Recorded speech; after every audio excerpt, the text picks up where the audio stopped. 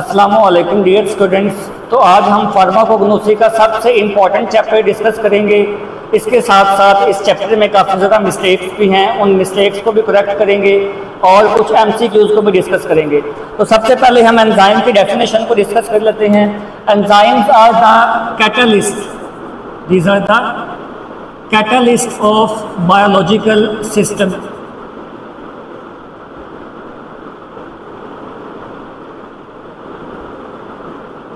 Catalyst means कि ये chemical reaction को तेज कर रहे होते हैं। दे स्पीड अप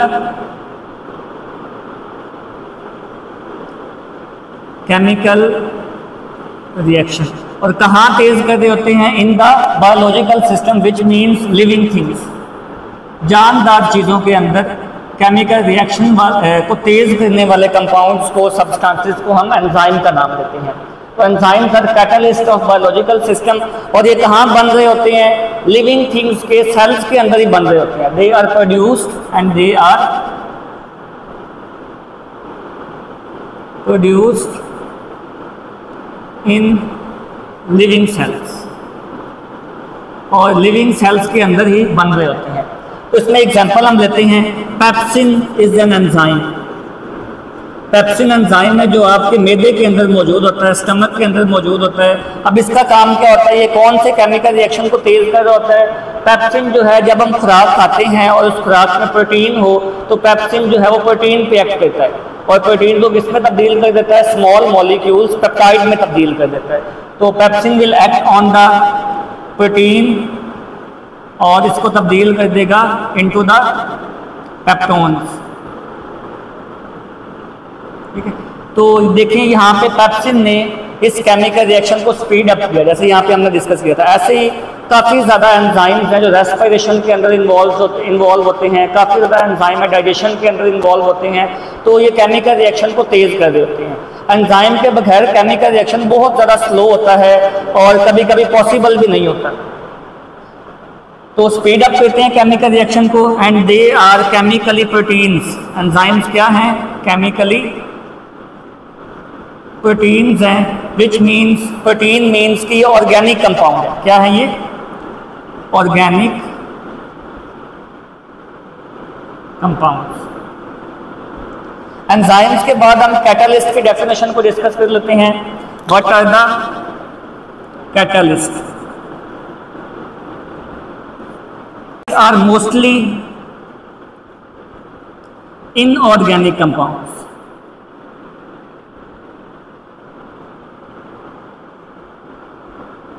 और ये भी केमिकल रिएक्शन को तेज कर रहे होते हैं, लेकिन इन नॉन लिविंग थिंग्स। ठीक है, mostly inorganic compound.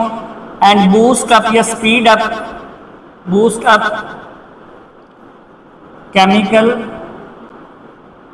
Reaction in non living system. Non living system. Non living system का मतलब क्या है? इंडस्ट्रीज के अंदर, फैक्ट्रीज के अंदर जो केमिकल रिएक्शन हो रहे होते हैं उसको तेज करने के लिए जो केमिकल यूज होते हैं उनको कैटलिस्ट का नाम दिया जाता है। जैसे कि एक इंडस्ट्री में रिएक्शन हो रहा है, सिंथेसिस ऑफ अमोनिया, अमोनिया की सिंथेसिस हो रही है, तो उसमें जो आयरन है Fe या आयरन जो है वो कैटलिस्ट के तौर पे यूज होता है और उस रिएक्शन को तेज कर रहा है, अमोनिया की प्रेपरेशन को या सिंथेसिस को तेज कर रहा होता है। तो कैटलिस्ट और एंजाइम की हमने डेफिनेशन को डिस्कस किया है। यहाँ पे हम एक एमसीक्यूज डिस्कस कर लेते हैं। एमसीक्यूज है कि which one is a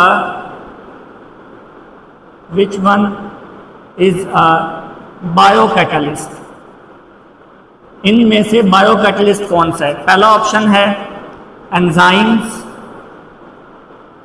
second option है कैटलिस्ट, थर्ड ऑप्शन है बोथ, और फोर्थ ऑप्शन है नन ऑफ दीज। तो आप लोगों ने बताना है कमेंट में कि इनमें से बायोकैटलिस्ट कौन सा है? एंजाइम्स हैं, कैटलिस्ट हैं, दोनों हैं, या इनमें से कोई नहीं? एंजाइम और कैटलिस्ट की डेफिनेशन के बाद हम डिफरेंस देख लेते हैं कि ऑर्गेनिक कंपाउंड और इनऑर्गेनिक कंपाउंड में क्या डिफरेंस है। तो ऑर्गेनिक कंपाउंड ऐसे कंपाउंड होते हैं जिनमें कार्बन एंड हाइड्रोजन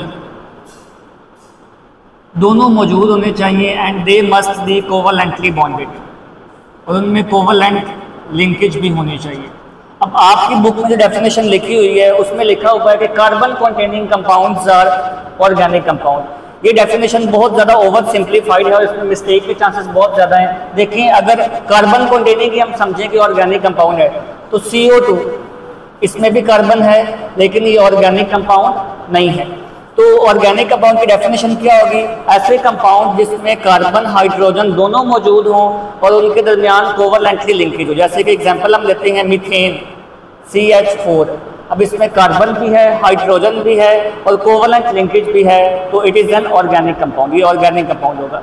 ऐसे ही बेंजीन C6H6, इसमें कार्बन भी है, हाइड्रोजन भी है, कोवलेंट लिंकेज भी है, तो ये भी ऑर्गेनिक कंपाउंड होगा। अब आप लोगों ने मुझे बताना है कि वाटर H2O क्या ये ऑर्गेनिक कंपाउंड है? कार्बन और हाइड्रोजन के अलावा जो भी कंपाउंड्स होंगे उनको हम इनऑर्गेनिक कंपाउंड कहते हैं। तो क्या डेफिनेशन होगी फिर? The compounds except hydrocarbons. Hydrocarbon means hydrogen and carbon. तो हाइड्रोजन कार्बन के अलावा जो कंपाउंड है उनको हम इनऑर्गेनिक कंपाउंड बोलते हैं। और कैटालिस्ट मेनली क्या होते हैं? इनऑर्गेनिक होते हैं। तो इसमें एग्जांपल आप लिख लें, कैटालिस्ट।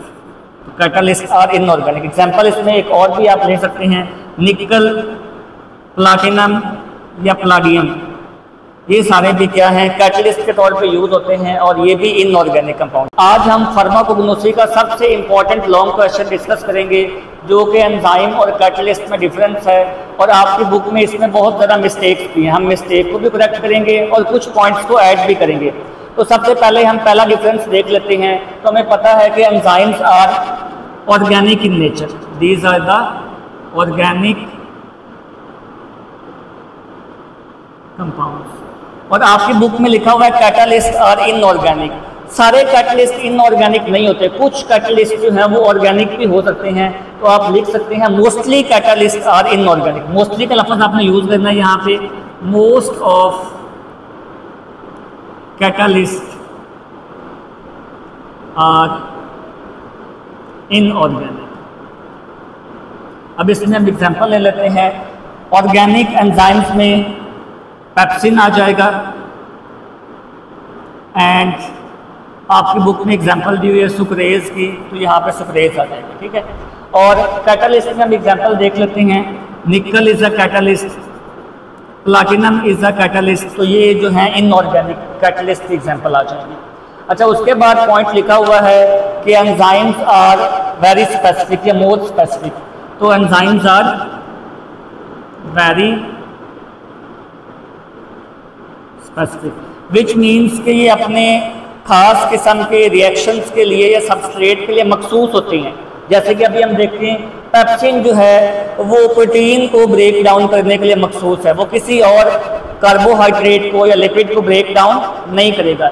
इसी तरह सुक्रेज जो है वो शुगर्स को, सुक्रोज को ब्रेक डाउन करने के लिए मखसूस है, वो प्रोटीन को ब्रेक डाउन नहीं करेगा। तो enzymes are specific in their action, ये स्पेसिफिक होते हैं। और कैटालिस्ट भी याद रखें स्पेसिफिक होते हैं, लेकिन एंजाइम की निस्बत कम स्पेसिफिक होते हैं। यहाँ पे आपकी बुक में लिखा हुआ है कैटालिस्ट आर नॉन स्पेसिफिक, जो कि गलत है। आपने इसको सही लिखना है, कैटालिस्ट आर लेस स्पेसिफिक लिखना है, नॉन स्पेसिफिक नहीं लिखना आपने, ठीक है।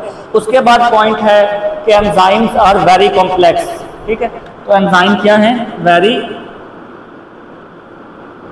कॉम्प्लेक्स मॉलिक्यूल्स है। Complex means very large molecules हैं, सिंपल नहीं होते। ऐसे ही कैटालिस्ट जो है यहाँ पे लिखा हुआ वेरी सिंपल। सारे कैटालिस्ट सिंपल नहीं होते, कुछ सिंपल होते हैं और कुछ जो है वो कॉम्प्लेक्स भी होते हैं। कैटालिस्ट में भी आप देखिए इसमें may be simple but some are complex, कुछ कैटालिस्ट जो हैं वो कॉम्प्लेक्स भी होते हैं। तो ये पॉइंट भी आपने करेक्ट करना है अपनी बुक में। उसके बाद लिखा हुआ है कि रिएक्शन की स्पीड जो है वो एंजाइम की कंसंट्रेशन पे, मिकदार पे डिपेंड नहीं करती। ये पॉइंट भी गलत है। तो इसमें आपने क्या लिखना है? Speed of reaction depends upon, depend करती है, depends upon concentration of enzyme, लेकिन एक हद तक, but up to a limit, but up to a limit, एक हद तक जो है वो डिपेंड कर रही होती है। जैसे हम एग्जांपल लेते हैं, सपोज आपकी बॉडी के अंदर जो है वो 10 सबस्ट्रेट है, 10 सबस्ट्रेट है और एक ही एंजाइम है, तो जाहिर सी बात है एक वक्त में एक एंजाइम जो है वो एक सबस्ट्रेट को जो है वो प्रोडक्ट में तब्दील करेगा, तो 10 दफ़ा सबस्ट्रेट को आना पड़ेगा आगे प्रोडक्ट में तब्दील होने के लिए, तो जो बहुत ज़्यादा टाइम कंज्यूमिंग है। अगर हम एंजाइम की मिकदार को 1 की बजाय 5 कर दें तो वो सिर्फ 2 दफ़ा जो है वो सबस्ट्रेट को जो है प्रोडक्ट में तब्दील करेगा, मतलब टाइम कम लगेगा। तो इसका मतलब है कि एंजाइम की तादाद बढ़ाने से रिएक्शन रेट तेज़ होता है, लेकिन एक हद तक होता है। ठीक है, इस पॉइंट को भी आपने करेक्ट करना है। इसी तरह कैटलिस्ट में लिखा हुआ है कि स्पीड जो है वो इसकी कंसंट्रेशन पे डिपेंड करती है, तो वो पॉइंट ठीक है, लेकिन एक लिमिट तक, but up to a limit, ये आपने ऐड करना है। Speed of catalyst, speed of catalyzed reaction depends upon the concentration of catalyst, depends upon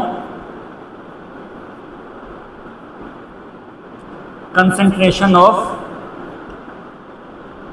catalyst, but up to a limit, but up to a limit, लेकिन एक हद तक depend करती है। ज़्यादा इंक्रीज करेंगे आप एंजाइम या कैटलिस्ट की मिकदार को तो रिएक्शन और तेज़ नहीं होगी। अब आपकी बुक में इतने ही पॉइंट लिखे हुए हैं, आप कुछ पॉइंट ऐड कर लें। हमें पता है कि एंजाइम्स जो हैं वो नेचुरली लिविंग सेल्स में बनते हैं, तो आप ये पॉइंट ऐड करें। Enzymes are formed inside living cells, और कैटलिस्ट जो है वो लिविंग सेल्स में नहीं बनते, not formed in living cells. इसी तरह एंजाइम जो है वो अपना एक्शन लिविंग ऑर्गेनिज्म के अंदर परफॉर्म करते हैं नेचुरली, और कैटलिस्ट जो है वो इंडस्ट्रीज के अंदर या लैब्स के अंदर अपना एक्शन परफॉर्म करने के लिए यूज हो रही होती हैं। तो enzymes naturally perform it's action in living